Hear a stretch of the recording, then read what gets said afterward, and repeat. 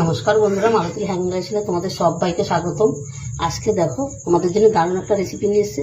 আজকে আমি ডিম আলুর কোপ্তা কারি তৈরি করব। সেই জন্য বন্ধুরা এখানে আমি 3টে ডিম সিদ্ধ করে নিয়েছি, একটা আলু সিদ্ধ করে নিয়েছি। ডিমের থেকেও আলুটা একটু কম দিতে হবে। প্রথমে আমি এখানে আলুটা ভেঙে নিচ্ছি, একটু ভেঙে নিলাম। আর ডিমটা আমি হাত দিয়ে ভেঙে দিচ্ছি। আর এই ডিমের কোপ্তা কারিটা বন্ধুরা অসাধারণ একটা রেসিপি, নতুন একটা রেসিপি, ইউনিক একটা, দারুণ দারুণ লাগে কিন্তু।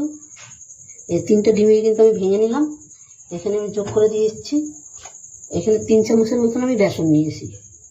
বেশি বেসনের কোনো প্রয়োজন নেই, 3 চামচ বেসন। সামান্য একটু হলুদ দিয়ে দিলাম, একটু জিরের গুঁড়ো, একদম অল্প অল্পই দিচ্ছি, একটু ধনিয়ার গুঁড়ো,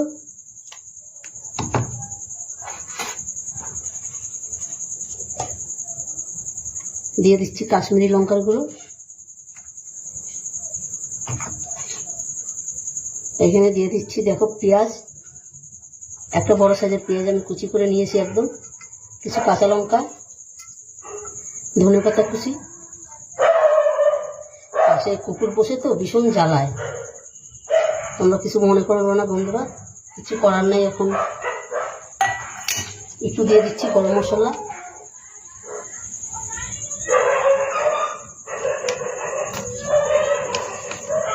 স্বাদ মতন লবণ। আর পাশে বন্ধুরা এটা রইল একটা মিক্সি জার নিচ্ছি, এটার মধ্যে কিছু পেস্ট করবো আমি। প্রথমে দিয়ে দিলাম আমি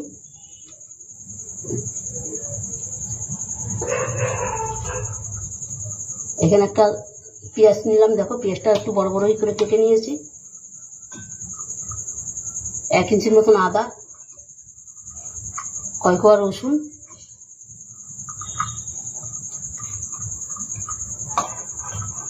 তিনটে কাঁচা লঙ্কা, 4টে কাঁচা লঙ্কা দিয়ে দিলাম। তোমরা বন্ধুরা ঝাল বেশি খেলে বেশি ঝাল দিতে পারো, আমার 4টাই ঠিক আছে। সাথে দিয়ে দিলাম একটা টমেটো,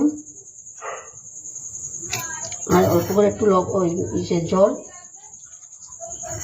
এটাকে আমি একটু বাদে পেস্ট করছি, সাইডে রেখে দিলাম। এটাকে এবার আমি ভালো করে মেখে নেব।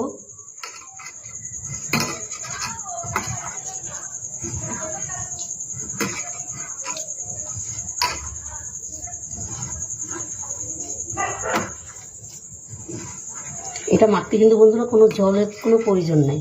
এরকম মাখা কিন্তু কমপ্লিট হয়ে গেছে, কোনো জলের কোনো প্রয়োজন নেই। এবার আমি মিক্সিতে ওই পেস্টটা করে নিয়ে আসি বন্ধুরা। এটা 5 মিনিট থাক এইভাবে। এটা কিন্তু মাখা পুরো কমপ্লিট, এটা কোনো জলের আর কোনো দরকার নেই বন্ধুরা। দেখো কোপ্তা কারিটা বানানোর জন্য আমি কড়াইতে তেল দিয়ে দিয়েছি। এবার হাতে একটু আমি তেল মেখে নিচ্ছি, এই হাতে একটু তেল মেখে নিলাম। এবার কোপ্তাটা আমি এক এক করে বানিয়ে ভেজে নেব।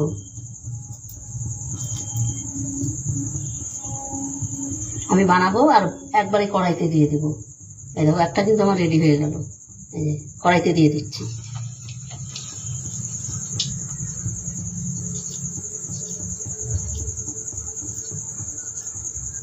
এই দেখো আর একটা কিন্তু রেডি, এটাও কড়াইতে আমি দিয়ে দিচ্ছি।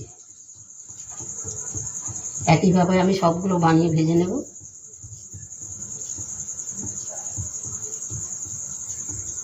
এই দেখো বন্ধুরা,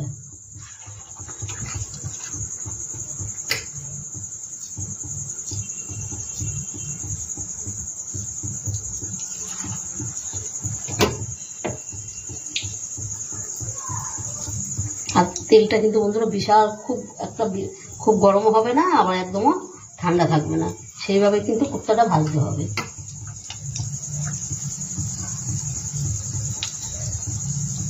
এই দেখো আমার 6টা হয়ে গেল কিন্তু, একদম ঝামেলা ছাড়া, একদম সহজ পদ্ধতিতে একটা রেসিপি, দারুণ একটা।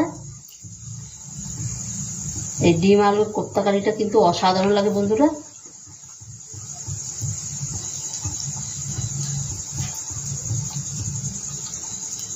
বেশি ঝামেলা করতে হলো না, একবারেই কড়াইতে তেল দিয়ে একবারেই কিন্তু বানানো হয়ে গেল, আর ভাজাও হয়ে যাবে, কোনো ঝামেলা নাই। তো তোমরা তো অনেক ধরনের কোপ্তাকারি করে খাও অনেক কিছু দিয়েই, কিন্তু এই কোপ্তাকারিটা একবার করে খেয়ে দেখবে, অসাধারণ লাগে কিন্তু।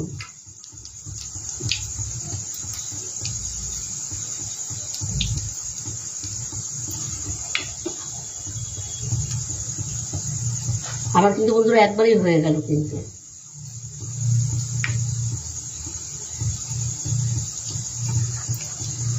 একবারই হয়ে গেল, আর দুটো হবে, একবারে রেডি করে নিই।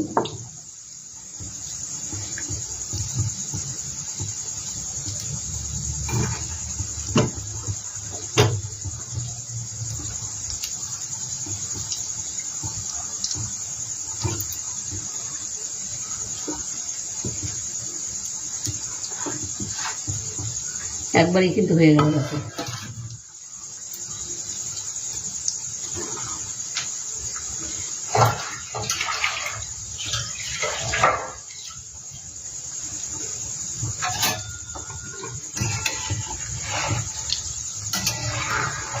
দেখো বন্ধুরা, একটাও কিন্তু কড়াইতে লাগেনি, কত সুন্দর হয়েছে। দেখো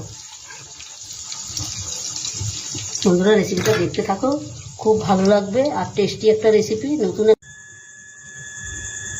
বন্ধুরা দেখো, কোপ্তাগুলো কিন্তু আমার খুব সুন্দর ভাজা হয়ে গেছে।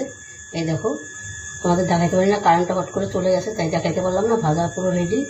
ওই কড়াইতে আমি রান্নাটা করে নেব। এই যে এখানে তেল আছে, তেলের মধ্যে রান্নাটা করে নেব আমি।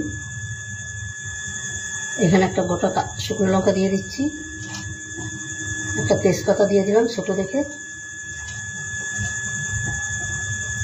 কিছু গোটা গরম মশলা দিয়ে দিলাম। এটাকে একটু ভাজা ভাজা করে নেব।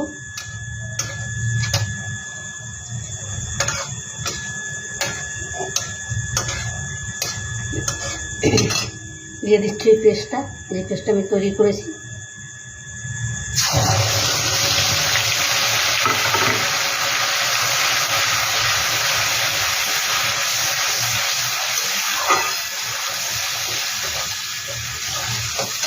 একটু গরম মশলা দিয়ে দিচ্ছি, জিরার গুঁড়ো, হলুদ গুঁড়ো, ধনিয়ার গুঁড়ো, কাশ্মীরি লঙ্কা গুঁড়ো,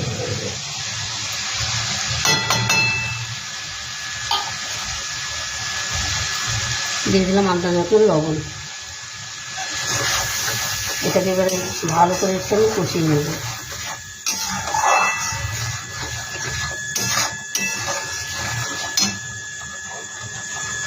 এখানে দিয়ে দিচ্ছি টক দই।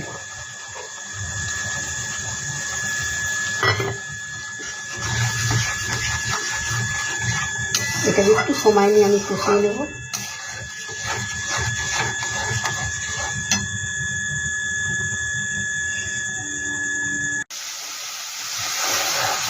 দেখো মশলাটার থেকে আমার কিন্তু তেল ছেড়ে দিয়েছে, মশলাটা আমার ভালো মতন কষানো হয়ে গেছে। এবার আমি একটু জল দিয়ে দেবো, দইয়ের বাটিটা ধুয়ে আমি জল দিয়ে দিচ্ছি।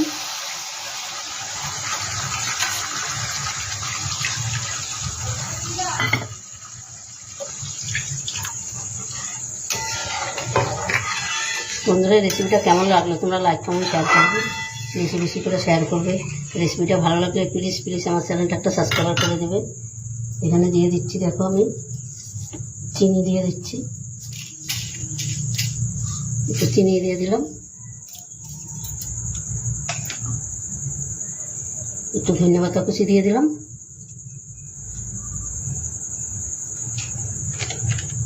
কারণ কোপ্তা দিয়ে এটাকে বেশি জাল দেওয়া যাবে না। দিয়ে দিলাম গরম মশলা,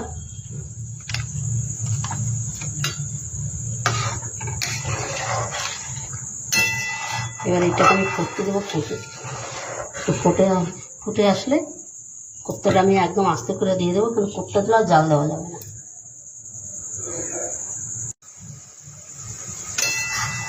বন্ধুরা, গ্রেভিটা কিন্তু আমার পুরো কমপ্লিট হয়ে গেছে। এবার গ্রেভিটার মধ্যে আমি একটু মিশিয়ে দেবো।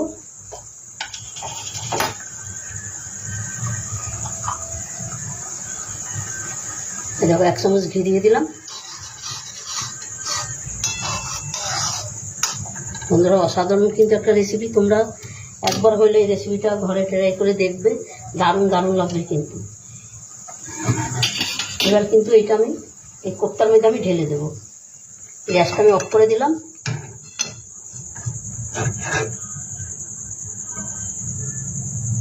এটাই থালাটা আমি এখানে রাখলাম, এবার আমি ঢেলে দিচ্ছি। দেখো অসাধারণ একটা রেসিপি কিন্তু বন্ধুরা, এইভাবে একবার হইলেও তোমরা ঘরে তৈরি করে খেয়ে দেখবে, দারুণ লাগে কিন্তু।